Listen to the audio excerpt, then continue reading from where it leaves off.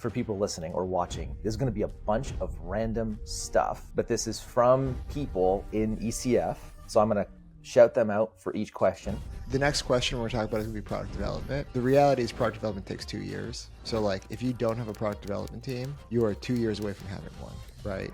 The only good thing about tariffs is that it's given us a really good mechanism to look back at everything we do. You can take any business and be like, here's 15 reasons it just sucks. But then there's also like 4 or 5 reasons that it's awesome.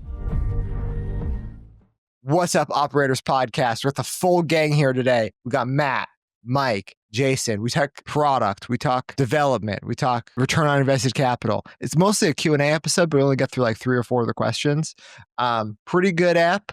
Thank you for being here. Jason had surgery, so hopefully you're on video so you can see what that looks like. And we want to thank Northbeam, Postscript, Ceres Analytics, Rich Panel, and the number one sponsor, Fulfill. We want to thank eCommerceFuel. So our sponsors, we love them. 5 softwares I pay and use for. We also have a partnership with eComFuel. These questions came from eComFuel. So if you want to ask us questions, join eComFuel. It's a great community. We shut down our Slack. We combine it over there in eComFuel. We're going to be here every week to guide you through Black Friday, Cyber Monday. There's a bunch of cool stuff happening, but this is just a nice Q&A episode. So let's get started.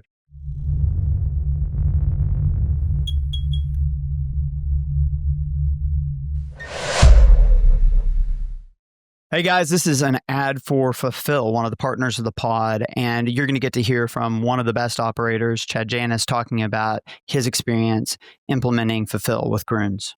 So Chad, you mentioned that like scaling operations has been a huge part of your success. How have you scaled? What partners, softwares have you used? Fulfill's a partner of the pod, I think, that you use. Tell me a little bit about your experience scaling with them. Yeah, it's probably about 6 to 8 months ago, we realized that we needed a ERP. We built the business off of like Google Sheets and primarily like Google Sheets. And then we had some like internal engineered solutions that were helping us out. And we were deciding between NetSuite and Fulfill. And frankly, when I was an investor at Summit Partners, we had encouraged, I don't think we were aware of Fulfill at the time. I mean, this is back in 2021, 2020. And so all of the brands that we ended up investing in, we would tell them like, hey, we're going to onboard a NetSuite. And it would take a year. We had a person at our investment firm whose job was ERP implementation. Like literally he would spend a year with the brands helping them with ERP implementation. And it was a slog. And we'd always come to the end a year later after we invested in this business. And they'd pop up and be like, okay, it's mostly done correctly. Here are some things. But literally all this guy did was helping brands with ERP implementation. And, we're growing so fast that wasn't an option for us. Like, I don't know what we're doing in a year. I can't take a year to put an ERP into our systems. And so we were chatting with the Fulfill team. We onboarded with them. I think it took less than 2 months. So speed was highly critical here. Our COO sat down with them. He spent most of the time onboarding and going through that process and felt really compelled with our ability to do it. And it was a precursor for us to be able to do some of our own fulfillment. So historically, we've used 3PLs. We now do a lot of our fulfillment in-house. So absolutely critical part of our system. As I mentioned in the pod, we also do production in-house now, part of our manufacturing process. And so Fulfill is critical for all of that. Every system has like little things here and there, but the speed at which the Fulfill team, when we have an issue, pops in and solves it, I can guarantee you're not getting that from another solution. So they've been great partners, critical to our growth, and will continue to be critical to our growth into the future. Yeah, I think you nailed it. Great partners help you go fast, and they help you open up capabilities that make your business more valuable. I'm in Vancouver. We did the Fulfill dinner here last night. Nice. With Maytab. Yeah, we did. There's like 20 some people. So I flew out for the day, or the night, I guess. Now I'm going to head home. It's awesome. It's like 37-minute flight. It's so fast to get here. Jason, let's talk about you've been out for a couple of weeks for some surgery. What happened? It's been a week. And I will say my vanity kind of got the best of me. There's a great plastic surgeon in Beverly Hills who I'm friendly with. And I always wanted to do my my bags under my eyes because my old boss back in the day was like a really young looking, good looking guy, but he had these terrible bags under his eyes, right? And I've always been really concerned about that. So there's this surgery called blepharoplasty where they do the bags under your eyes. And I had it done a week ago. And this is like the 1 week. This is 1 week in what my face looks like. But I did lower, I did upper. Okay. And check this out. They actually took fat from my belly and put it in here. And the worst part of it all was that they actually sewed my eyelids closed, like on the edges. So like I could open my eyes, but not all the way for like 4 days. So from Wednesday until Monday, my eyelids were literally sewn shut. And I was dizzy all the time. And if I show you the photos of like, and I'm gonna show you guys the like literally the photo the day after the operation because it's so crazy. I showed it to Jeff's wife last night, and she couldn't believe what this thing looked like. I mean, nuts. Okay, here we go. This is at the doctor's office. This is at the doctor's office the next day. Matt, that's the doctor's office the next day. You were so handsome before, so this better make you like a 10 or something. I better look good. I'm trying to keep up with Mike Beckham. It looks like one of those domestic abuse photos, you know? So check it out, Mike. Check out Mike. This is a week. This is 1 week. Look at my eyes. Man, how are you feeling? This is 1 week. How's the swelling? Honestly, I'm surprised. I don't feel great. Like it was bad. It was bad. I don't feel great. But like the thing that got me the most is like my sinuses. I've had so much sinus pressure for the last few days and bright lights really suck. So anyway, guys, I'm committed. And this is a show of commitment. All right. I missed last week. I don't want to miss. And I knew that it was going to be us this week. No guest. And I really wanted to chat with you guys. So everyone will have to excuse the look that's going on here. You know, I haven't played golf in a week, guys. Oh, how you doing? Are you okay without playing golf? Do you need a hug? It's been really hard, although I think it's probably going to help my swing because I played really great like before we went on. But I think this is actually like the doctor said I look awesome. These doctors are like, they think they're the best thing on the doctors are unbelievable. There's no one with a bigger ego than a doctor. Well, I don't know, Jason. Have you been on this podcast? Like, do you listen to us? That's funny, mate. Yeah, it's been hard to do meetings and stuff. So it's good. It's good to be back. Like I've been working like 4 or 5 hours a day and then just going home and crashing because I've been hurting. But Matt, how was the Fulfill event? Dude, it was great. It's there's a lot of brands in Canada. So it's kind of cool. Like, and Maytab seems to know everybody. I don't know what he does. But I showed up to this thing last night. I think I knew like 3 people. And there was maybe 20, 21. So it's just a dinner here in Vancouver. Got a bunch of brands together, a bunch of eCommerceFuel people too, which was kind of cool. Like I was messaging Andrew ahead of time. I'm like, do you guys have many ECF people here? He's like, oh yeah. Gave me a whole list. Like that guy knows his community so well. Oh, dude, it's the best community on earth. That's why we joined forces. What brands were there? Oh, dude, I actually couldn't even rattle off. Like, well, Rob from Outway Socks, that's a cool brand. He came in from Victoria. So I don't know how much you guys know about Vancouver, but there's like the mainland Vancouver, and then they have Vancouver Island, which is like Victoria's. Then there's a whole bunch of other cities out there. So you have to float plane between the two, or you take like a hour to 2 hour ferry. And then there's a brand called Real Mushrooms. This is the best intro ever. You know, you meet somebody and you're like, what do you do? Like, what's your brand? This guy's like, oh, I sell mushrooms. And your immediate response now is, what kind? Yeah. What are we talking about? But this guy's got like a 25, 30-year-old mushroom company. But are they totally legal? Like psychedelic mushrooms in microdosing are totally legal in Canada. But it's not like magic mushrooms. It's like ashwagandha and reishi and all the stuff that like big Fortune 500 companies buy. Like he's selling them B2B and they have a DTC brand. Both. And the company is super old. Like his old man started it decades ago. And he lives in like this place called Sunshine Coast. If he's listening, he listens to the show. He's a fan. So I'm giving him a shout out. But what a cool company. Like selling mushrooms. People sell weird man. That was my takeaway last night. Dude, lots of ways to make money. A huge economy. So yeah. We got Jason who got his ass beat. We got Matt drinking a beautiful coffee in an awesome hotel room after crushing a Fulfill event. Mike, how you been? I'm good. Man, we got kids that have friends over every day, and summer's just nuts. You know, like they go to the summer camp where it's like a 4-hour drive, and both of them are going on different weeks. So basically, all I'm doing is ferrying kids to camps and different things, and then it's actually a pretty good time in the business. We got a bunch of different interesting things going on. Summer, hot is good for the things that I sell. So I guess that's true. This is like good season for you. Yeah. It's like if you're selling insulated drinkware or electrolytes, like people are thinking about that stuff, hydration, the most during the summer. So you mean it's not like December or January? Man, well, so it's interesting this year because our January sucked. And we were like, man, we were missing comps so badly. And then I went back and looked like 2 or 3 years ago, and I'm like, oh, okay, I see what happened.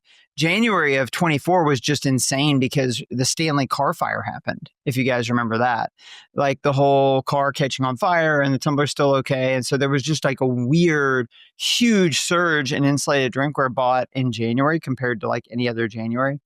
So it looked like everybody had just in our industry had just dropped off a cliff year over year. And it was like, oh yeah, January last year was like totally a one-off. So yeah, in general, you don't want to be selling drinkware. Like I've actually found on a calendar, it's like October 30th is like the lowest of low. Like nobody in the world wants to think about insulated drinkware on October 30th in the United States. The day before Halloween. Yeah, exactly. It really is. It's like, it's just like right in that, it's like I could be giving it away and people be like, I'm good. I've got trick or treating to do. Mike, did you guys ever talk a bunch about like the Thunder and your experience? And I know it's like you were in the parade. Like everyone's like, did you see Mike Beckham in the parade? I'm like, what? Yeah, he looked like he was commanding it. Can you explain? You know that meme, Sean likes to use it, of like the guy that's like with champagne and then you zoom out and he's like 18th on the podium. That was me, basically, with the whole like I was partying like I won something. And yeah, you got a participation trophy. That's right. Actually, that's what it is. It's the equivalent of a kid's participation trophy.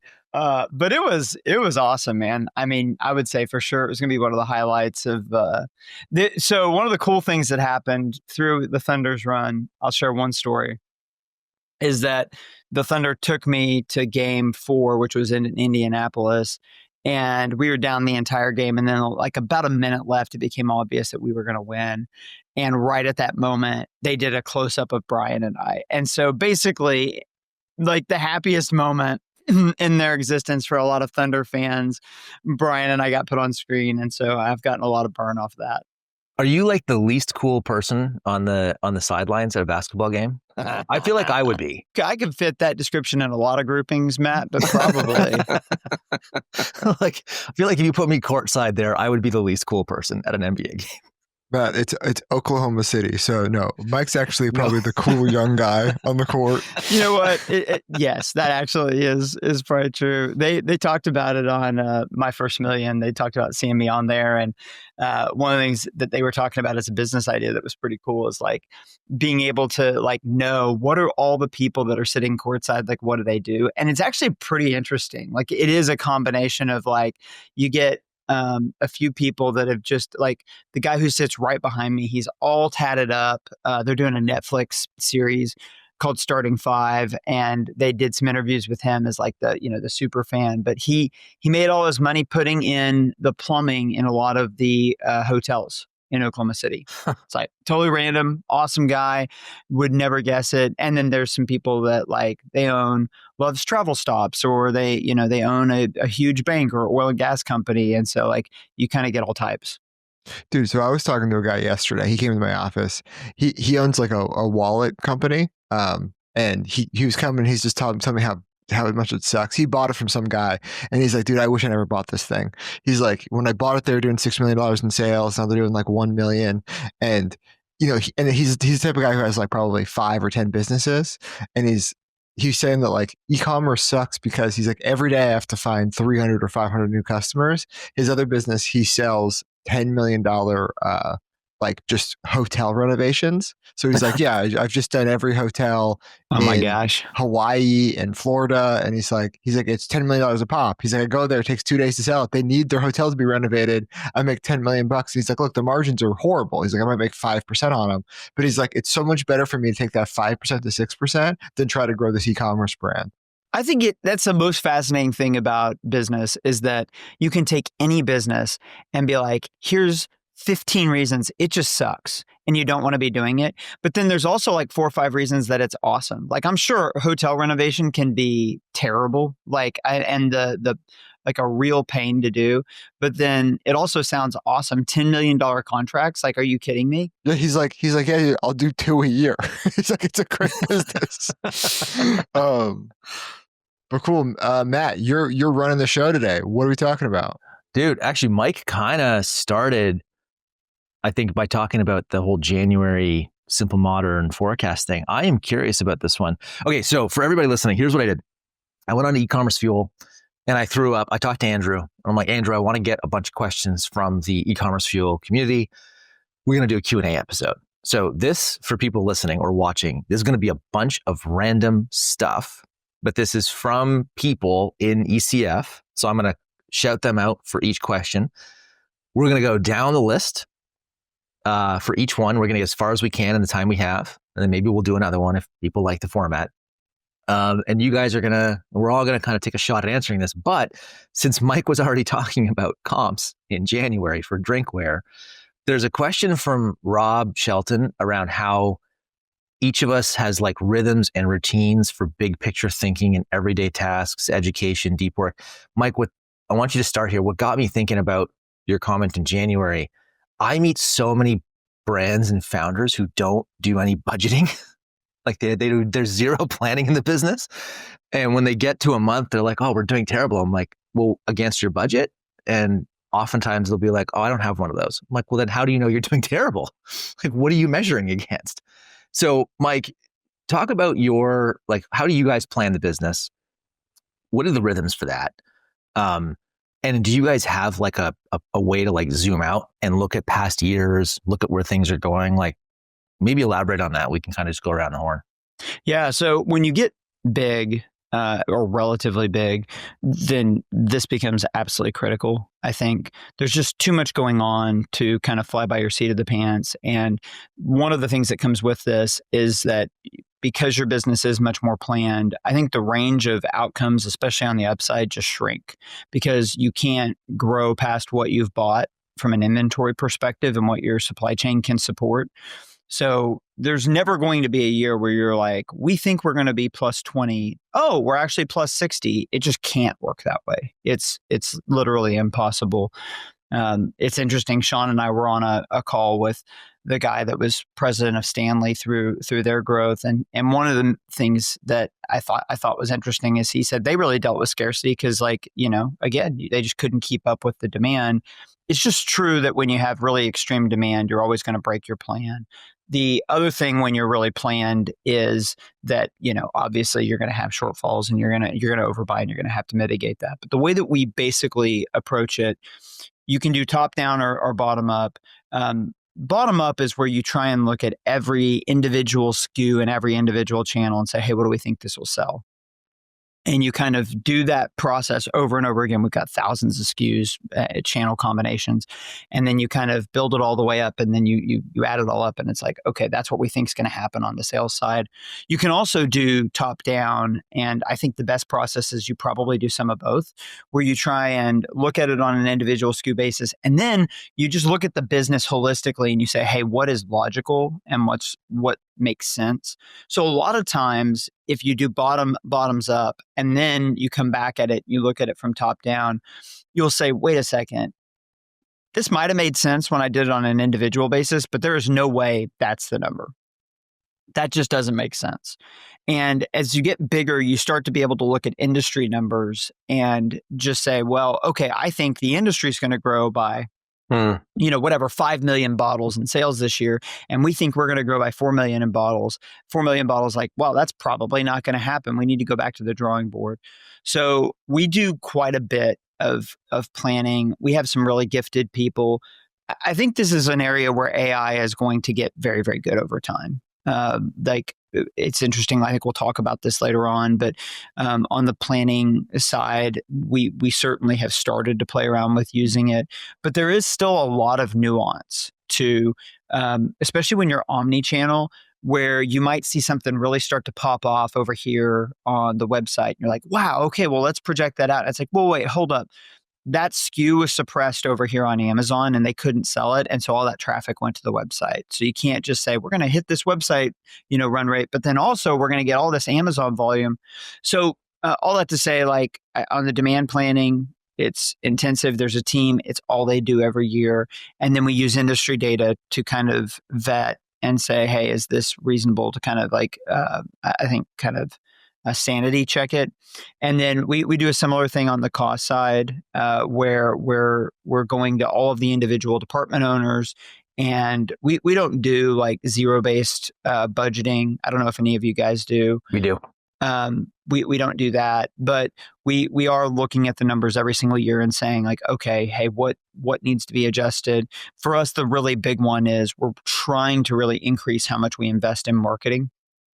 And that's probably been the hardest thing to project, because aspirationally, we'd like to spend a much bigger number than we've been able to. And so how do we grow our marketing budget at a rate that, makes sense and the returns back out? I know, for example, Sean's talked about this, that they've approached it differently at Ridge, where it's just like, hey, this is our number and we're just going to spend until we're at this number. We've tried to be a little bit more, and one of the reasons why we've had to be a little bit more budgeted is when you get out of the digital platforms, when you start thinking about things like partnerships with the Yankees or the Thunder, which Hexclad and Simple Modern have, for example. Well, those are contracts, multi-year contracts, a lot of times that you're signing, and so you do have to be more structured in how you think about your P&L and all of your costs because you're making commitments that last for a while. Operators, Black Friday, Cyber Monday is coming up. Is your SMS list ready? If not, get on Postscript. They are helping us drive 14% more email signups through their better opt-ins. They're helping us get 6% more SMS subs every single day because they have perfected the art of pop-ups. You need to build your list. You have to nurture your list. You have to take care of your list. Postscript is the best at that. They're the number one name in SMS. It's their number one revenue driver. We are excited and ready to take advantage of all of the lists we've built all year, okay? Postscript has the best opt-in of all time. It is single sign-in, password autofill right on your phone, and we're going to get probably another 100,000 people to sign up between now and the end of the year. We're going to use those people. We're going to use SMS to nurture them through the funnel. It's an amazing tool. I love it. Make sure you're ready for Black Friday, Cyber Monday. Postscript is here to help guide you through everything that you need when it comes to SMS. More opt-ins, more list building. Make sure you don't look like an amateur this BFCM. Use Postscript. Tell them Sean sent you. Tell them the operator sent you. Postscript will audit your SMS program for free and show you how to scale fast before Black Friday, Cyber Monday hits. When we talk about list growth, that's what you have to use before, during, and after Black Friday. You want serious gains. You want Postscript. Thank you for supporting the podcast. Thank you for being here. Jason, do you guys have a similar process, like where you're kind of doing like big annual budgets and big planning with the team every year? Or is it sort of like rolling budget? We don't really do there's no formal rhythm for this. So we were terrible at budgeting for a really long time. It's funny when you talked about like big brands with just like literally no real budgeting. That was us until like sort of middle of last year. Yeah, I mean, we did it because, guys, we were growing so fast and we were so profitable. And I was just like, what's the point? Because we never, it's like it's like inventory forecasting. let's order enough product, hopefully. And through 2021, we were in a position where we literally couldn't even produce enough product. So it's almost like max it out, sell it all, rinse, repeat. And then last year was a tougher year. Marketing efficiency went down for the first time in 2024. And the good news is we hired a great VP of finance last year. She's a former CFO of a public company. And I got her and the team to really roll up their sleeves on doing really professional budgeting. And so I now have 3 people, have my VP of finance and our head of FP&A, and he has someone else in FP&A. And they work with every department and every geography. And they do an annual budget at the beginning of the year. And then we just did a second half budget, basically a revision for the rest of the year. We also we have a weekly marketing budgets meeting with finance. So finance and the growth team talk. I join maybe every 4th time. And we have that weekly meeting about marketing, because obviously marketing is our biggest spend. And then we also have pretty frequent meetings about hiring. So at any point in time, right, we're looking at all of our biggest line items, our variable cost line items and spend. And even hiring is like variable costs over the long term, right? Because like we're going to hire 20 people. So marketing is super variable, hiring is variable. And then, other big picture. So there's a lot of conversations about budgeting at HexCloud now. I think we're definitely, and we have to do it now because we have a syndicate of banks in our syndicated loan. And these guys get quarterly numbers from us, and they get a quarterly certificate signed by me saying that we're in compliance with all of our covenants and all that. And then I got these pesky owners here at HexCloud that like taking money. So I got to figure out how and when can we take money out, because we're not a VC backed company, and we eat what we kill, and we try to eat well. So there's a lot of that, and I'm actually really proud of where we've gotten to, but we are still like light years away from where I want to be in 2 ways. Number one, our forecasts are just not good enough. They're just not accurate enough. And lately it's been, we missed by X percent. It's no big deal. Like we only missed by a little. But like, no, you can't miss by any. Like if you want to be a public company, there's like no missing by a little. Like, so how do I get people in the mentality like you can't miss by any? And the interesting thing is, and you hear this a lot. I heard this a lot when I was a banker. When people miss their numbers, they would always be like, "Oh, well, we missed top line revenue, but we made, we beat on EBITDA, right?" And that's because you can kind of control costs, or you can fudge costs for reporting purposes. So that's like that's a thing that you see a lot. It's like the hardest thing is to predict revenue, and having the discipline to predict it in such a way that you're not going to miss. I mean, you can say like public companies, they just sandbag their numbers, and there's like an EPS forecast, and then there's like the whisper number that they're really going to hit, and they never over forecast, and sometimes they beat by a lot, sometimes they beat by just a little. So there's lots of ways to do this, and we've been thinking about this a lot, but I think we have a pretty good planning process in place. We're also in all kinds of geographies now. We're literally, we're in every country in the EU, we're in the UK, we're in Japan, we're in Australia, we're in China, we're in Canada. We even just launched Mexico. So we're in all these places. It gets harder and harder to do this. It's definitely getting geometrically harder, not linearly harder to do a lot of these things. And the really, really, really hard part becomes demand planning. And I'm sure that Mike and Sean, with all their SKUs, like could probably teach us some really good lessons about demand planning, and we're getting better at it. But it's a massive game of Tetris right now. Getting the ordering, getting the POs, getting everything where it needs to be, into what country, into what facility.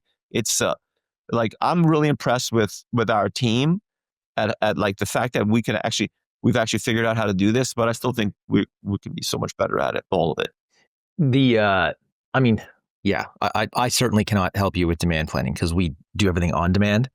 And I think, Sean, you've very publicly said you guys were awful at inventory for so long because you would just buy so much of it and then, get stuck. Well, not get stuck, but you would be sitting on a year's worth.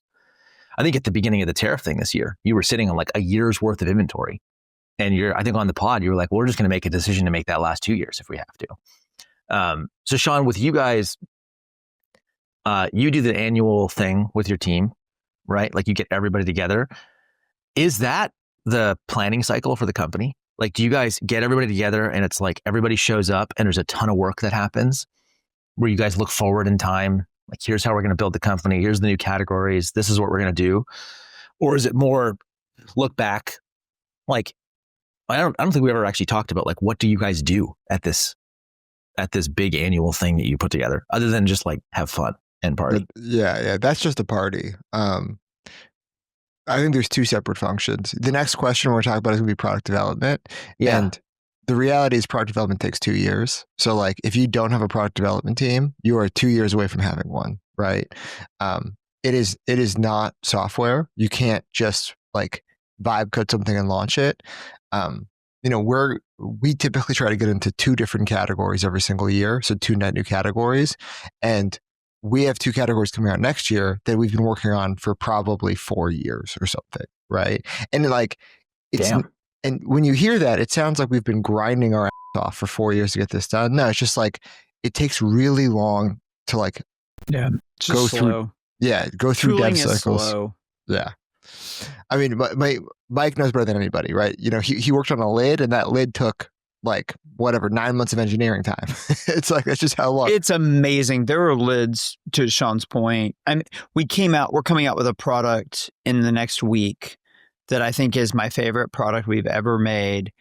And we started work on the bottle design before COVID. Wow. I mean, this one's got a long and winding road for a variety of reasons, but it illustrates Sean's point that it's just like getting healthy in product takes way longer than you would think. And then, as it relates to demand planning, when you do, like if we release a new water bottle, that's going to blow up everything. And that's where the demand planning really gets tough, is when you're disrupting yourself. You're like, okay, this is the tumbler we've been selling for the last 3 years, and we could maybe kind of project what it's going to do, but we have no idea what it's going to do because our new tumbler is coming to market. And does that grow the pie? Does that totally cannibalize? It gets very, very dicey. It's a good point because, like, I think, Sean, is that the second part of it? It's like there's the development cycle for new products, right? And then there is how much of the existing stuff are we going to sell every year? Right. Oh, well, the second part is actually the sales cycle, right? So like, the product runs on its own timeline. And we talked to people from Yeti who do product and like, yeah, they know what they're going to make in 2030 already, right? Like that's how long you have to think out, like if you're trying to launch new categories. So like there's a product cycle and we put those on a launch calendar. And so I know what's going to come out all next year. Right. And we have colors, which take, way less time. We have partnerships that take a little bit longer. Then we have like new product, actual like development that takes like the longest amount of time. And we say, okay, this is going to be ready by this date. This is when it's going to launch. Then we stack that against what do we think sales are going to be. Right. So that's just me and Connor work on that project. So, we tried to bring in a finance team. We tried to have finance do it. And they just had such a worse understanding of our business. Very smart people, way better at financial planning, they're like, okay, we're going to look at website visitors. This is what we think website visitors will convert at. We don't do it that way. We're like, what was last year's sales? Let's go month by month, week by week, and be like, what do we get right? What do we get wrong? What did we learn? Where do we think there's like still meat left to actually like extract from the bone?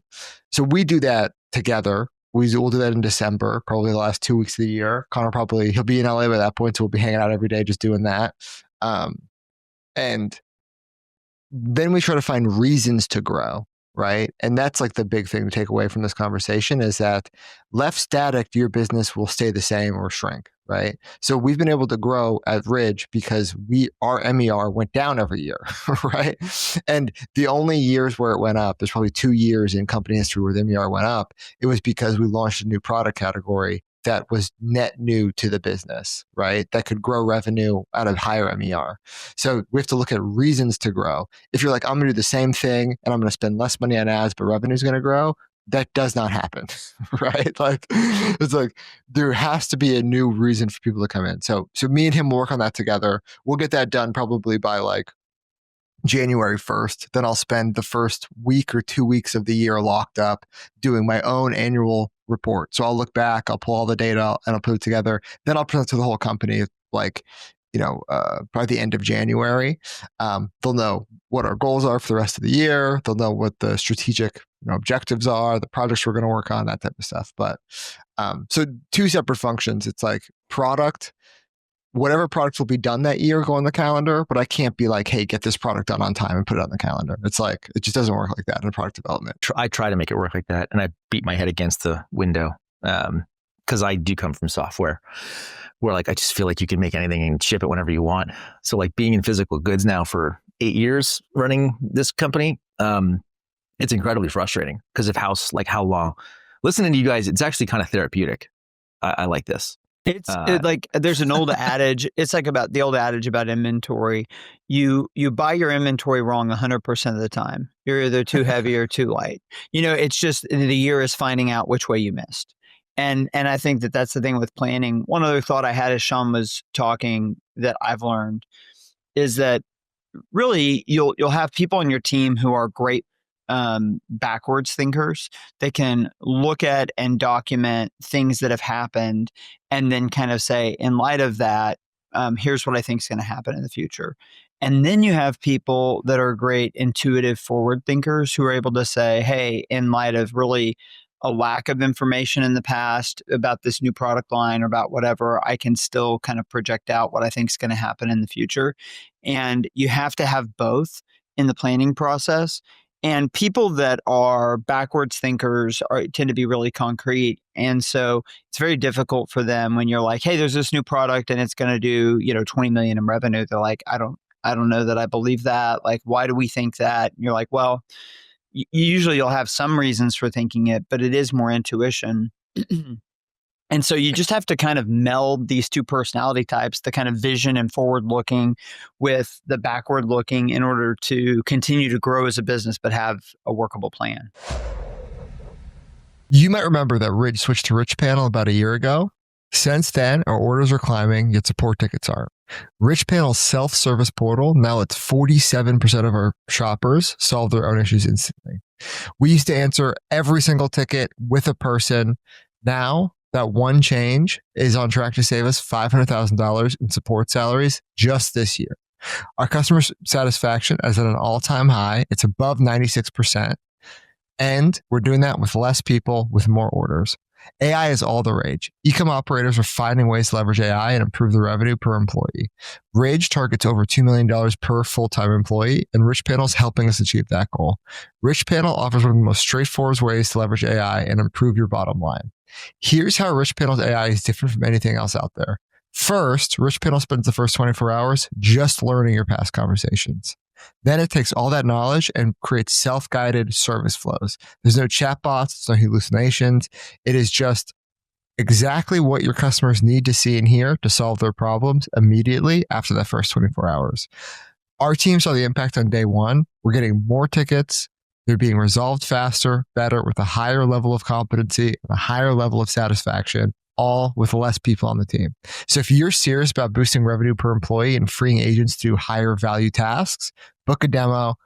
Switching is painless. They do data migration. They train the staff. Everything's handled. It's a white glove service for operators listeners. Brands like Ridge, Jones Road, Pila, Lomi, they're all already switched and they rely within 2 weeks. They guarantee 30% ticket reduction in the first 60 days or your money back. Think about that. You're going to get a bunch of customers coming to you. Q4 is just around the corner, and they guarantee 30% reduction in human tickets in the first 60 days.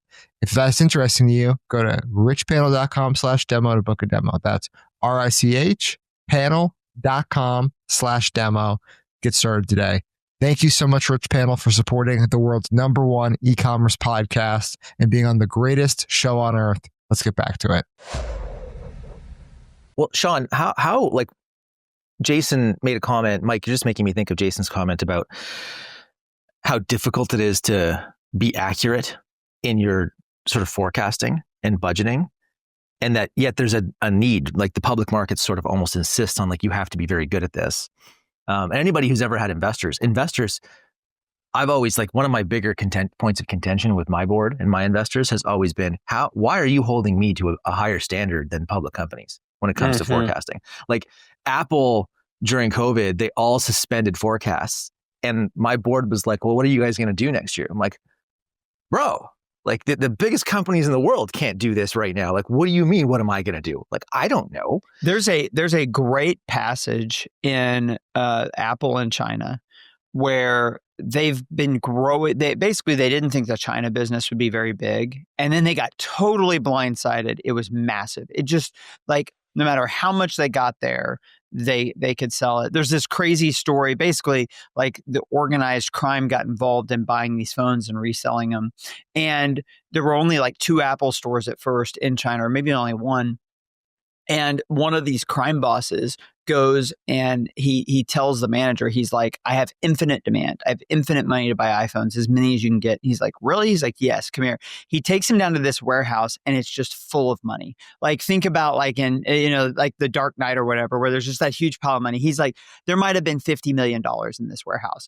And he's like, I will buy every iPhone you bring in. So anyway, this iPhone's like huge for Apple. It's growing. It's a massive part of their business. And then they launched, I think this might have been 17. I can't remember what year it is, but they launched a new phone that they think is going to be like, it's a little bit more budget conscious. They think it's going to be great. And they are totally blindsided by like a 50% miss. They're like, their miss on their forecasting is like, it's so big. It's like 50 million units. They thought they were going to have like 100 million units of demand and they had like 50 million units. And it turned out that the answer was Huawei and that the market just kind of turned pretty quickly on them. But it's like, listen, if Apple can miss a forecast by 50 million units in a country over a 6-month period, then like, any business is going to have a tough time with planning. But how, maybe this is just like, I immediately go to the media buying comment, Jason, because, so much of your business is D2C and so much of that is driven by like this big line item, variable line item, which is ad spend. Sean, how do you guys think about that? Like, how would you solve Jason's problem for accuracy? And like, you spend this much money, you generate this much demand. I can tell the market, this is what I'm going to do. Like, I'd be curious to know like how you think of that as like the ad heavy guy on the show. Yeah. Well, first with product development, think about it like you have to think about what you're going to swing before the pitches come, and you have to lock in those swings 10 or 20 pitches ahead of time. So, the problem with that is we've hit a couple home runs, but then the next launch coming out, you can't change it because it takes 2 years, right? And the inventory's been bought and it's coming out. So if you really do as many launches as me, I have 10 or 20 shots a year. I know one or two of them is going to be a massive hit, but like I have to swing at every one of them like they're a home run. And sometimes you make horrible swings, dude. Like I've launched some products that like nobody buys, right? But like you have to not let that dissuade you from the next thing you're going to launch. And then when you do find a hit, you have to be okay being like, okay, the next 5 pitches, I'm abandoning them, even though I bought them, even though whatever, because I have to go back and just make sure I capitalize on the home run I hit. So anyway, that's one of the challenges about product development is that like, even if you're great at it, like no one knows their customer, no one knows what people want. I think all that's bullshit. Like until it's out there in the real world and people are buying it, you just have no idea, right? And you just have to take a bunch of shots to find the actual winner. Now, if I was Jason, I was trying to be a public company. What public companies have is diversity, right? Like, okay, Apple can miss 50 million units in their China business. They probably missed forecast by 2% because they have a services business. They have massive geographies everywhere else. They have all these different lines, right? They're not just iPhones. They have iPads. They have, they probably had a TV at that point. They have all of these different devices, and the diversity smooths out the business, right? And that's what makes forecasting probably, it sounds more complex, but it lets you just cover up more mistakes, right? You can have a massive miss in a market if you make up for it someplace else. The other thing is there aren't a lot of great public consumer brands, right? Like, I mean, Nike just suspended forecasting this year. And they were worth $100 billion. And most of the great consumer brands are conglomerates because they have diversity of business. So it's really hard to be a hexclad where you have one massive product category. You control all of the sales volume yourself. There's no retailers to go to. You can expand geos, but those are they're not mature yet. So like with a non-mature business that's still growing, there's just a lot of room for bumpiness. How do you smooth out, like with the ambition, if the true ambition is to go public and you need to get to predictability with the variables that Sean just outlined, right? Where you don't have like, I think a lot of the great consumer companies that are public, they have these like long retail cycles too that give them predictability in their forecasts. So like they know that Walmart's going to buy $50 million next year because the POs are already placed. But like in D2C, dude, like you actually don't know your MER next year. You could take a swag. You could say like, well, I know it's going to get 30% worse next year because that's every year. Meta's got to take its tax. But how are you guys like at Hexclad? Because I think this is a very important part of planning. Like you're trying to build a brand, and if you don't have like absolute meteoric demand, you gotta do what Sean is talking about. Like, what is the reason somebody's going to show up and buy 4 million wallets next year? What are the reasons? So how do you do that right now? Yeah, look, it's really, really hard. And, we've built a really good team of really smart people. I think we're really good operators. We've interestingly enough, like the point about, oh, well, you just lower your MER and you grow. We kind of defied that for a couple of years, and we didn't defy it last year. And that was like the big slap in the face wake up call. And then we've actually kind of gone back to just not chasing growth. So having more reasonable growth aspirations this year. I think tariffs the only good thing about tariffs is that it's given us a really good mechanism to look back at everything we do and all of our growth, all of our objectives and the way we manage everything and say, and this is sort of like your zero-based budgeting comment. It's like we can just like, we're kind of rebooting the system. We're doing a soft reboot of the system this year. And I also, like Sean said, product development a bunch of times, a bunch of us said product development a bunch of times. Like we know our biggest opportunity and biggest weakness as a company is product development, because we were able to very easily launch new cookware pieces because we know what people need, right, to add to their collection. But at some point, the marginal cookware piece is just like not as important. Once you have like the 20 pieces that you need, 21 and 22 are not as important. So this year is the year that we have, really just said, all right, we're going to reboot product development. We're going to totally reboot product development. And we're doing it in a very Hexclad way, which is like the rules don't apply to us. The way people do things are just wrong. And it's just like old school. And we're not just like following the old school playbook. Like we really changed up. We don't have the team that we need yet, and we're going to work on that. But we did like reposition a bunch of people in the company to like change their focus. And so I think for us, that diversification comes through product and through geography. But everything you said was absolutely correct, right? Like all these, there's just so many more inputs, and it's just it's less concentrated. In these bigger businesses are just less right. So that's why that's why small public it's really hard to be a small public company. That's why a lot of these guys got absolutely destroyed. The ones that shouldn't have been public in the first place, but maybe we're riding that like, high growth consumer bandwagon in 2021. And that all got exposed because like once you start missing, you're dead. Like you're dead, right? All those guys are dead because they disappointed Wall Street so many times. And it's like, portfolio managers simply cannot invest in them anymore. Like there's just no way. So we're learning from those mistakes and trying to do things properly, but it's actually really, really hard. Yeah, it's actually really, really hard to be hexclad. As much as like we are a darling to so many people, and it's really amazing what we've built. It's really, really hard to be hexclad right now, and I love every minute of it. But it's like it doesn't get easier. You just go faster. Well, I was gonna say, hang on though, but I think my challenge to you would be that is that not just of your own making? Like you guys are just setting higher and higher bars and setting like loftier goals and I guess like higher bars for excellence, Jason.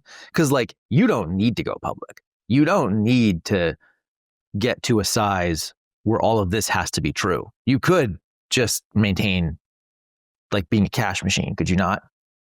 Yeah, we could run at 10% growth forever, right? We could run at 10% growth forever with like very pretty solid profit margins and just do that. Yeah. But that's boring. Okay, that's an important point. But there's also, you just have more and more constituents that you're answering to. You know, like, for example, Gordon has equity in Right. Hexclad, right? And so, like, as you start to get more people that own equity, like, they want liquidity events, right? And then as you have more and more employees, you just have more and more people that are dependent on you. I was around somebody recently that's runs a multi-billion-dollar corporation, and I was just realizing that, like, the only thing that changes is that the numbers are just bigger and there's just more and more people depending on you as your business grows. Like you still have tons of problems, you still have stressors, and it's easy to think like, oh, if my business was 50% bigger or 100% bigger, it'd be great. But it really is just more responsibility kind of consistently is what I hear. I don't know, maybe that's the wrong perspective, but I like what you're saying, Matt, that like, you don't have to do any of these things, but there also does become an inertia as you get bigger and bigger that just your community, all these people, all these different constituents are depending upon you and pressure ramps with that. I think it's I think no matter what though, my challenge would be like, we have a choice, right?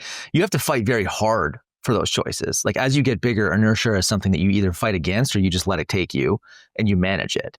And I think what Jason's describing is like, they're at such a size and there's so much momentum that right now what they're just trying to do is like manage it and do it at a level of excellence that like him and Danny and the other guys are like, we just want to perform at this level. That's a choice, right? I'm bringing it up because like, I don't want people to think that like, this is an absolute as you get bigger, no matter what, this is just true. You can choose. Like there are, I am sure, Sean, one of your favorite companies is James Purse, right? Like I am sure that company does not run this way. Like they have been around a long time. They seem to make the strangest, like their product roadmap. I don't know. They made like a pool table at one point, or they got a hotel. Like they're just a very different animal from what I can see. I don't know how much you know about the company, but like that to me is also on the other end of what Jason's describing.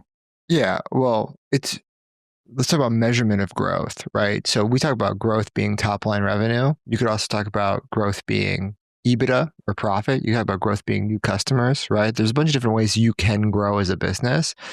James Purse hasn't grown revenue in like a decade, right? But they put up $40 million a year in profit every single year, right? And they probably are acquiring less customers than ever before, but they just raised their prices a bunch until the people who really want it and will stretch for it will actually end up purchasing it. And who am I to tell them that's stupid or bad? Right. Yeah. Everybody has a different definition of winning. But they have a constituency that's happy with that. And I think Mike actually made a very valid point, which is that we've made decisions that created constituencies inside our organization that require certain outcomes at some point. We can always change that. You can always skinny that up. There's ways to do it. And also you have like, your employees that you want to attract the best talent.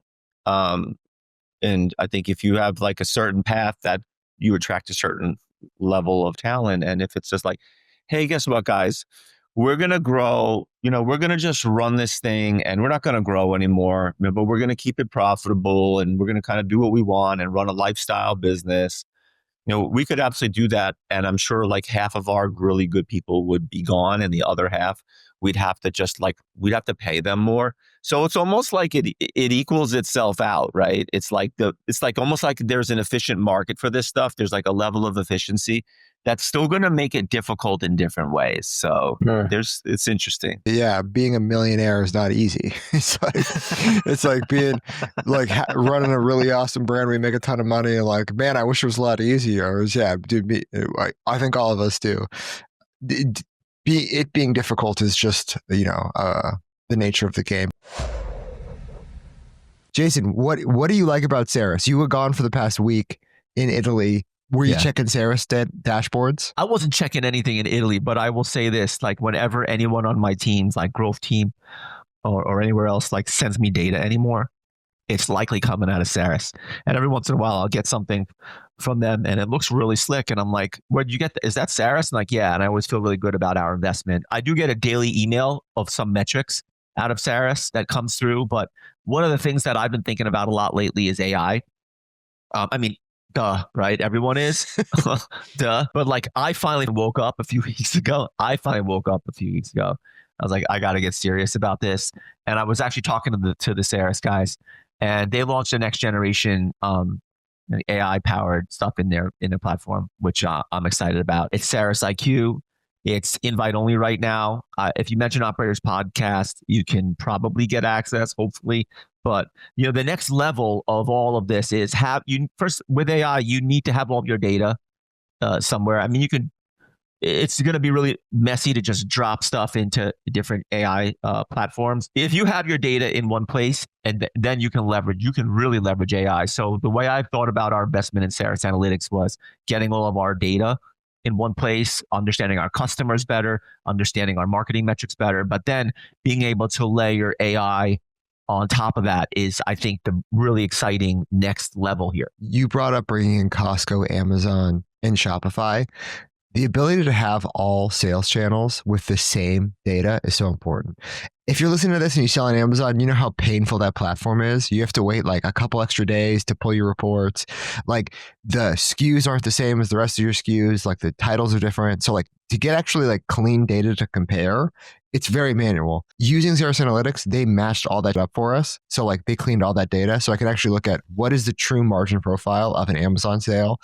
What's Amazon return rate? What's Amazon customer frequency? Like all the type of data compared to our .com, and have like a comprehensive overview. And now with their new AI tool, I don't have to look at it. I could just ask it. It could just tell me cool questions. So doing that across our 5 Shopify stores as well. We have an EU Shopify store. So now I can compare EU Ring customer cohorts versus Canadian Ring customer cohorts versus Amazon Ring customer cohorts. So now we're getting to different functions of my business across different channels, different categories, and actually looking at the margin, the repeat rate, and like, is it worth investing in these different things? So if your business starts to feel like a spider web and just like keeps going and going and going, it's just like this nonstop proliferation of different channels, maybe it's time to check something out like Ceres Analytics. I remember, Sean, at the very beginning, this is a very typical Sean thing. Sean was like, what is this? Why do I need this? Right. And I'm actually really happy that you come to understand like how important having a data warehouse is and what it does for managing your business, because you were not like a true believer from the beginning. No, I was angry when you told me I needed to pay for something new, but Jason was right. He convinced me. He got me on board. I'm using it. So a rare Jason W. So thank you, exactly. Jason. Very rare. I'm on Ceres Analytics. He's on Ceres Analytics. Proud sponsor of the Operators Podcast. So if you want a data warehouse and you want an AI powered data warehouse, tell Ceres about the Ceres IQ feature, and then you crave it. You're demanding you get access to it. So, all right, guys, talk to you later. To skip a couple of questions, because listening to you guys talk about this particular topic, like growth, how intentional is it? What are you doing? There was a question from this guy named John Gattuso about capital allocation and how do you decide what you reinvest in the business versus returning capital to shareholders? And I think that's actually like kind of what I was getting at is like James Purse might generate $40 million a year. He's not growing top line, but like that company, that might be their North Star. right? It's like, we're just going to distribute as much cash to shareholders as possible every year. And that's the purpose of the brand. How do you guys think of this? Like, is there a target distribution, Mike? Like in your company, do you have like a target? This was like a ton of last year was trying to think through this once we got to like some of the EBITDA numbers we got to. So in our business, we really had to start to think about this last year. The way that we approached our equity cap table is pretty much all of the people that built the business, early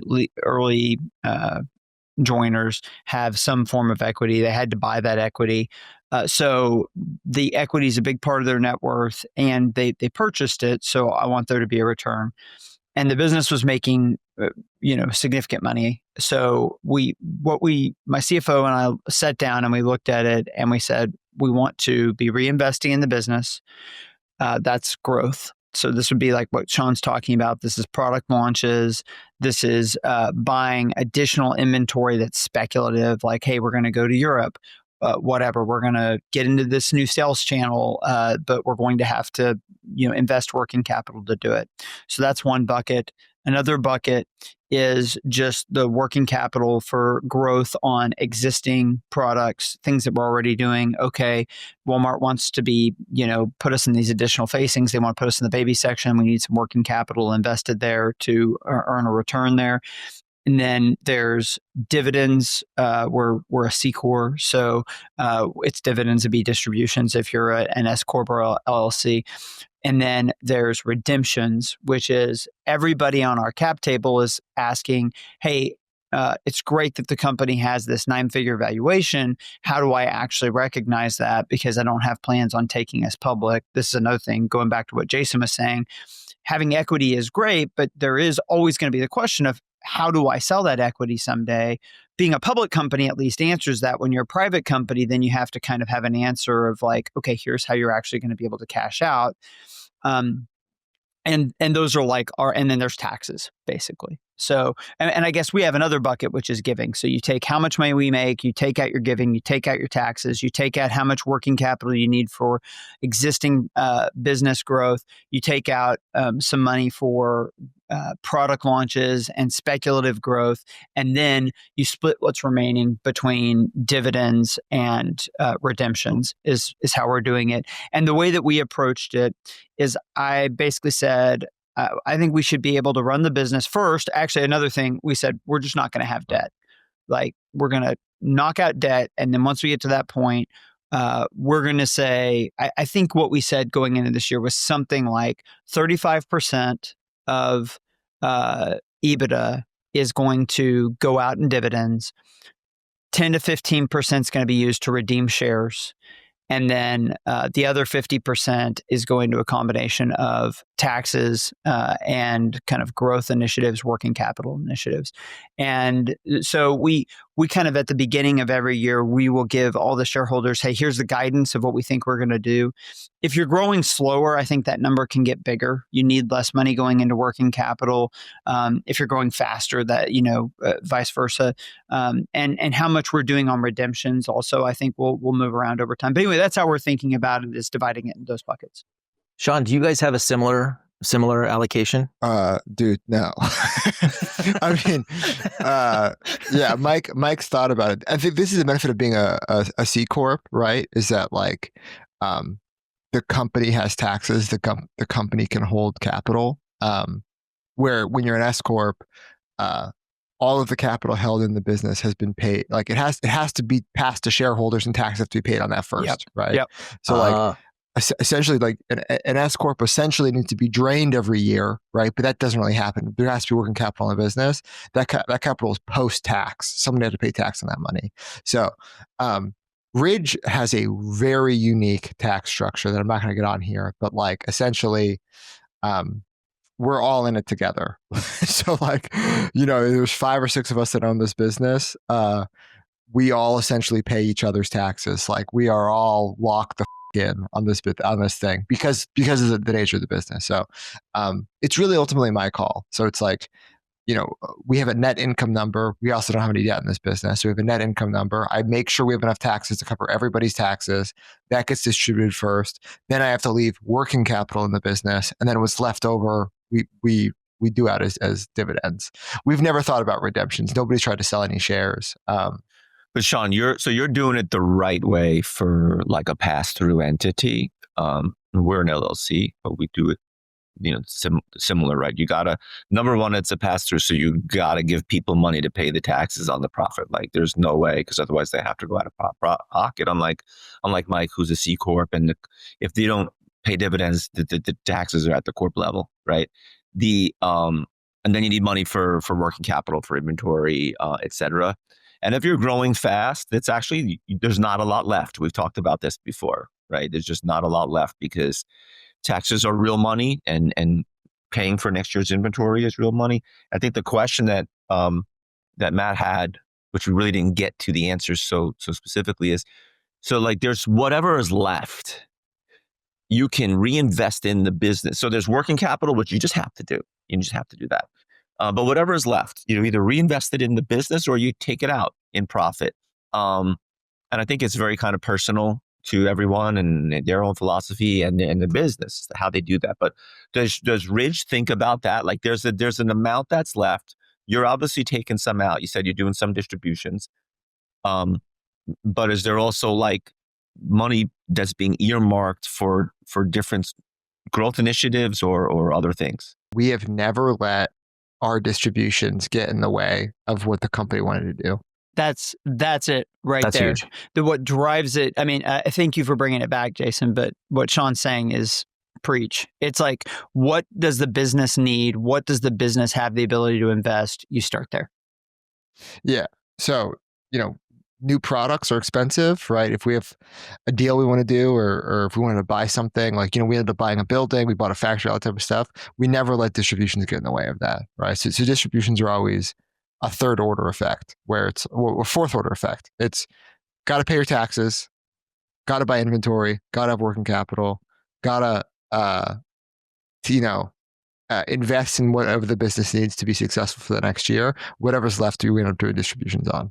Can one of you guys, maybe Jason or Mike, I don't know who wants to do this, but I'm just thinking of people listening. Can one of you define working capital? Yeah. I mean, really simply, you have to have money in things like inventory and property and plant in order to sell. And so your business has to have a certain amount of capital, cash in it at all times in order to engage in selling. And the amount of capital depends on how much you're selling, how many weeks of cover you're carrying.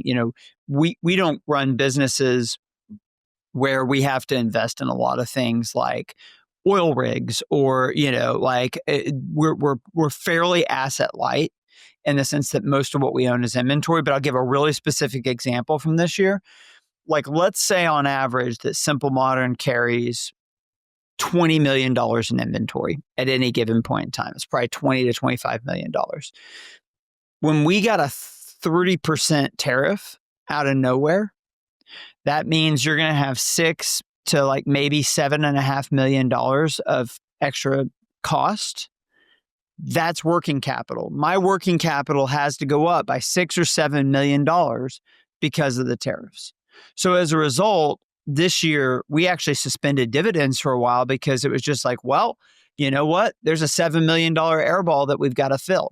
And once we fill that one time, you don't have to refill it over and over and over again, but you got to put that extra $7 million in the business, because now that's the ante, that's the cost of doing business. Yeah. The other thing is, like, working capital. How are you going to pay your rent and your people and your bills and all the things that come up if one of your vendors doesn't pay you for 30 days or 60 days or whatever, right? There has to be some amount of float in the business to cover those things. Like, you have employees and they have their own, you got to make sure you pay them. And working capital is just a cushion to make sure that, like, as a responsible business owner, if something happens, an outside force, that it doesn't cause you to do, a domino effect inside of your business. So that's like there's inventory, and then there's just like, you do just need raw cash to cover expenses. This is also why with public companies, a lot of investors, the stat that they will look at is return on invested capital. Successful investors will often look at return on invested capital because it reflects on a management's ability to be very efficient with their working capital. So you can you can brute force it.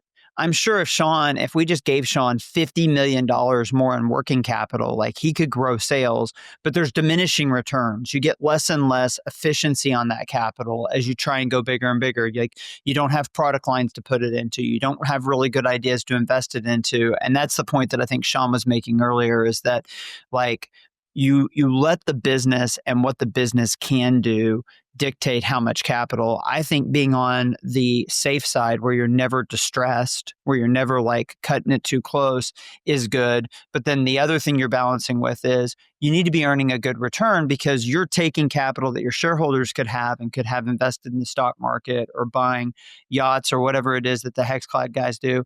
And you're having to balance those two things. Your working capital. Well, I think this is just a really interesting topic in general. I think if you have good opportunities to invest for your business, you should invest as much as you can, because that's why you're in charge. And you have a fiduciary duty to the business, to the shareholders, to run the business to the best of your ability. And investors like chose to trust you by giving you the money, and you kind of should do what you want. And if investors don't like it, well, they shouldn't. A, they shouldn't have gone into business with you, and B, they hopefully get a chance to vote with their feet at some point. And you're in a really great position if you have good business ideas and opportunities to go invest instead of taking out distributions. If you don't need the money, I think like the Ridge team probably could take out more money, could probably have taken out more money over the last 2 years, but they just don't care to live a lavish lifestyle. I mean, Sean bought a nice house. He's not in Hancock Park, like he's not in Beverly Hills, and he bought himself a great place, and he and his wife have a lovely home. And there's like at a certain point, you get to different stages in your life and you want different things. So, but if you have the opportunity to invest in like great things for your business, like absolutely invest in those things. Just be really, you just got to use really good business judgment and make good decisions and surround yourself with the right people. Yeah, it's risk versus its own risk allocation. It's like risk versus reward. And surround yourself by great people, by great advisors, great board, whatever. Hash it out. But at the end of the day, like you're in the seat and you got to make the calls. It's almost like a curve where it's like early on, no money to distribute, bad. And then there's a point where getting to, hey, we've got a lot of money that we're making, but we can reinvest most of it and we don't have that much to distribute. That's really good. It's really healthy. If you're like, well, we made $20 million, but we can, we could use 15 million to grow the business. What's the place you really don't want to be, I think, is where you're very profitable, but there's no idea about how to grow the business. And so you just have to jettison all the cash out of the business. And I don't know, maybe people would disagree with me, but I don't know that consumer companies have this problem. Yeah, maybe you never. Like maybe Google and there. Apple seem to have gotten there, and Meta seems to have gotten there. But Well, then they I think found that's this my cool point. Is if you AI get toy. there, I think it's like a harbinger of bad times are ahead. Like, because you don't have a way to plow it back in the business, and it's like even if you're really profitable, are you going to be able to maintain that in consumer? LA, the only place where people could talk about a multi-million-dollar house. Yeah, so true. I'm like Jason. Yeah.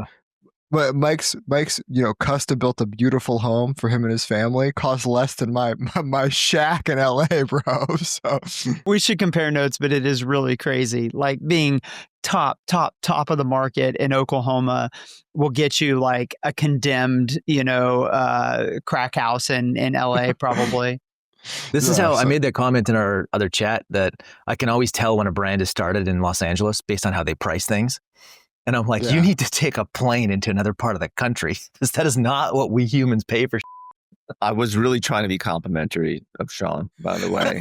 I am sorry. I'm really not being a dick. Oh, yeah, there's no biscuit factory over here. Oh. Okay, it's no secret that margins are getting squeezed and profitability is a challenge for brands in 2025. Not a secret. That is where Northbeam's profitability benchmarks come in. It's a new feature. You could check it out. This is a tool from Northbeam that tells you the exact targets that you need to hit to get to profit inside of Northbeam. So no more guessing, no more month-end financial surprises. Hitting these targets helps you ensure that your ad campaigns are actually driving the right behaviors to make your business profitable. That is wonderful. The brands that track this stuff probably already do in Google Sheets. I know I do. I'm going to be checking out this Northbeam new feature. And Northbeam is a big level up from this. And here's what sets kind of what I have seen. Here's what sets profitability benchmarks apart.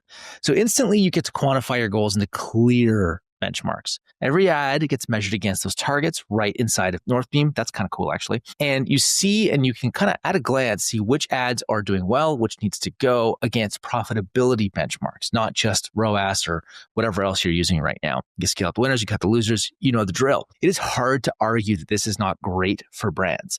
Profitability benchmarks from Northbeam is like having a speedometer in all your channels, campaigns, ads. You can kind of see everything at a glance against profitability, not something else. So stop leaving money on the table, fuel your creative performance, make every ad dollar count in every channel, hold them all to the same standard. If you want to reach out to Northbeam, just let them know the operator sent you and they will take good care of you. Okay, I got one nerdy question on this topic for you guys. Do any of you actually measure ROIC, return on invested capital? I was actually about to ask about this. Yes, we totally do. And I want to know we do. And I'm kind of curious what the standard is if you guys measure it, because we typically are like, we want 60% plus ROIC. Holy. And yeah, so it's like, we have a pretty high bar. And I think that's kind of where the rubber meets the road here that we've been getting at, is that functionally the way it should work is you're kind of like, hey, everything above X% return, we're going to keep money in the company. And then everything below that, we're just going to get that money out. We're going to jettison that. So like, and it makes sense if you think about it like that. Like if I have money personally, I can invest in things and I might be able to earn, whatever, a 12, 15, 20% if I'm awesome return. But I can't compound money at 30 or 40%, in my personal, plus it's post-tax. That's the other thing, is that you take the big hit of taxes when you take money out, especially in a C Corp. So anyway, like, Jason, do you guys, I mean, you probably don't think about it that way. Sean, I mean, maybe we're unique in this, but we look at ROIC all the time. Well, I think the thing to tell, like, why are we saying invest money in your business? It's because your business has the ability to outperform the stock market, by right? a lot. And like, and if you get to a position where it's better to be in the stock market than in your business, that's why Mike's saying that's a harbinger of bad times to come. It means your business's the enterprise value will underperform just buying the S&P 500, and none of our businesses are at that point. But like, a lot of companies We're all just way end up too being, small. Yeah. They end up just being dividend cash cows or whatever, because like they're only worth whatever their EBIT generates, and that's not a place you want to be. That's where a business is worth 1x or 2x earnings or something, right? So we don't measure that at all, Mike. I'd love to know how you measure that. Like I've said this, like no capitals ever came into Ridge. It was just a Kickstarter we did that one time. But I guess like thinking about the cash going into new initiatives that it could go to my pocket, but instead of going to this, that'd be an interesting to measure. Not smart enough to do that. What about you, Jason? I mean, we do not do it. I know exactly what it is. I read the McKinsey book that defined return on invested capital like in the 90s. And I think it's a little bit antiquated. It was written at a different time with like different kind of businesses with big capital expenditures. I don't think it's worth I don't think the juice is worth the squeeze. I think it's really what do investors care about? Growth and profit, and run your business with growth and profit North Stars. And it's just like a lot. I think it's just a lot. I want to keep it simple. So we keep it simple. We have growth and profit North Stars that we're trying to hit. And that's, we're doing everything we can to do that. And we know if we hit those numbers, it'll allow us to do everything we want to do. But Jason, how do you, on this topic of like how much money you reinvest in the company, how do you guys determine what the appropriate amount is then? Right. Like, do you just have like, here's the projects to grow and we're just going to put money in that, and this is what the P&L needs to look for? Like, when you say keep it simple, is that what you mean? You're like, this is just where we're going to put cash this year and we know it's going to produce? Our overall, areas of expansion, we're not a huge CapEx business, number one, right? Like, we didn't build our own factory. We're not a huge CapEx business. And so we're looking at like, do we spend $500,000 to go open up the UAE, right? Like, it's actually less than that. Do we want to have like a net break even on $1 million spent in the UAE over a year and a half? Is it worth it for us to do that? And we're looking at that. We think about that. And maybe there's some like good ROIC or other measure that will help us answer those questions. But there's lots of those questions throughout the organization. Where do we want to invest and how much we want to invest? But the numbers just ain't that big. Like, we opened Mexico, and this was because one day I went and shot my mouth off in someone's office. It's like, dude, stand up a site. And I'm like, stand up a site in Mexico. Like, how hard is it? Like, we just did Canada. It's like, it's not that hard. Sign a 3PL, like, run some ads. I pulled like a Sean Frank moment, just like, go do it. This is not that hard.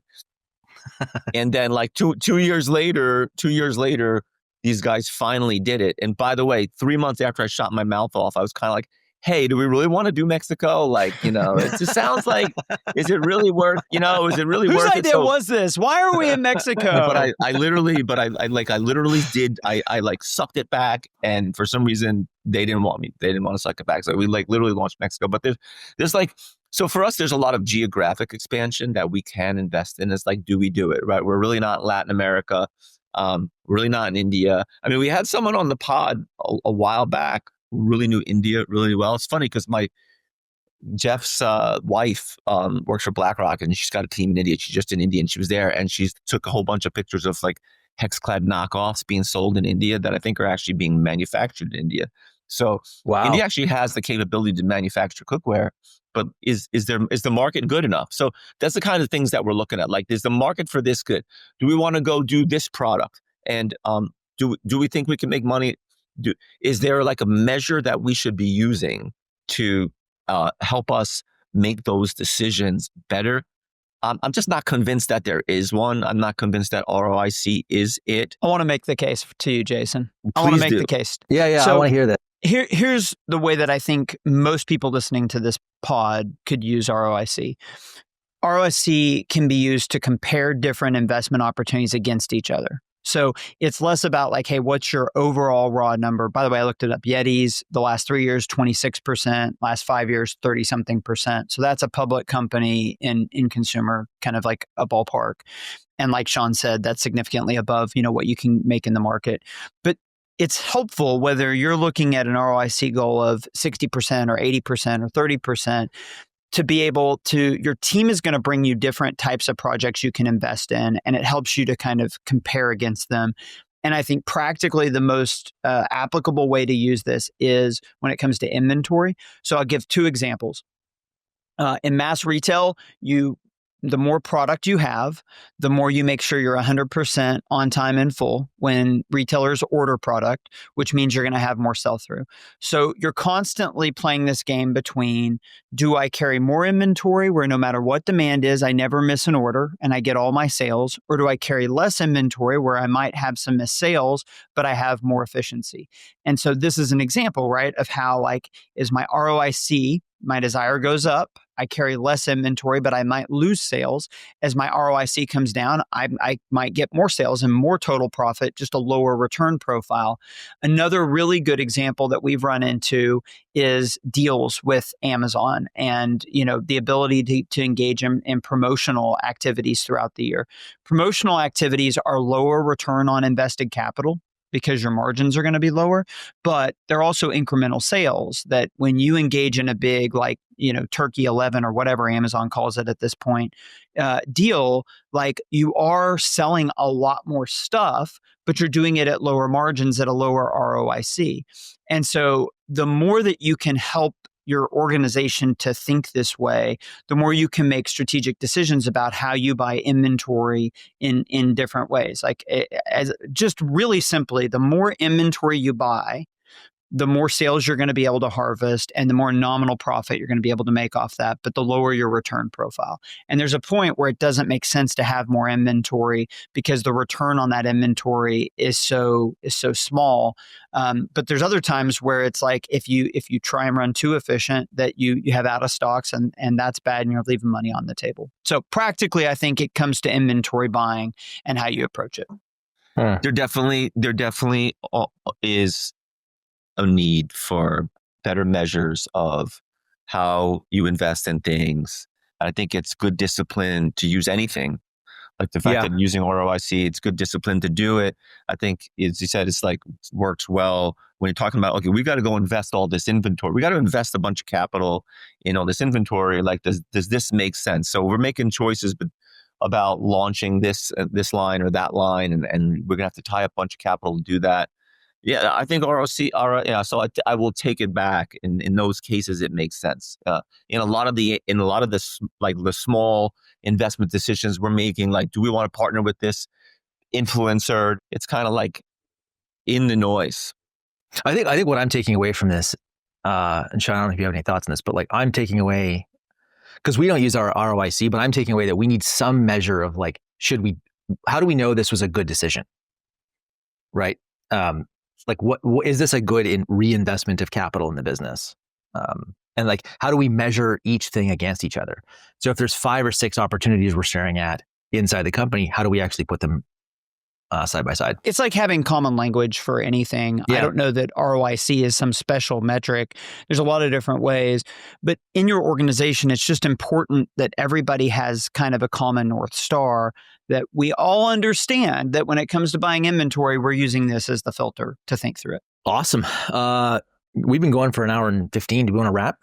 That's the pod. I do want to remind people that I'm doing a killer trip to Israel in September, and it's going to be amazing. And we've got a bunch of really cool people already signed up to come. So we're doing the first e-commerce mission to Israel. We're going to meet with a bunch of high-level people there in the government, in the investment community, and it's going to be super fun. Israel's an amazing country. It's a beautiful, beautiful place, and you don't know a place until you actually go there and see it. Like any place. I've been to China. I've been to India. People have lots of like preconceived notions based on what they hear in the media, and I think you really need to go someplace and see it for yourself. So I'm going with the Israel Tech Mission. There's a bunch of great e-com people coming with us, and I hope there's a few more slots left. I hope some of our people join. And if anyone has a fiscal reason why it's difficult for them, reach out to me because I can help. Jason, what are the dates? It's around September 14th, like week of September 14th. Beautiful. All right, that's the pod. Thank you, Matt, Mike, Jason. Any final words? I hope I look better next time. Yeah, dude. For the audience sake, I hope you do too. All right, bye. All right, thanks for making it all the way to the end of this episode. Wherever you are in the world, it is awesome to have you here. If you do not already subscribe to this show, that is my one ask, is please go to whatever platform you are watching or listening to this on. It could be YouTube, it could be Spotify, Apple, I don't care. Just go hit the subscribe button. Please pump our egos up. It helps. And before we go, one more thank you to the sponsors, Fulfill, Postscript, Northbeam, Ceres, and Rich Panel. Awesome guys running these companies. We all use them. These are our vendors. That's the only reason they're sponsors of the show.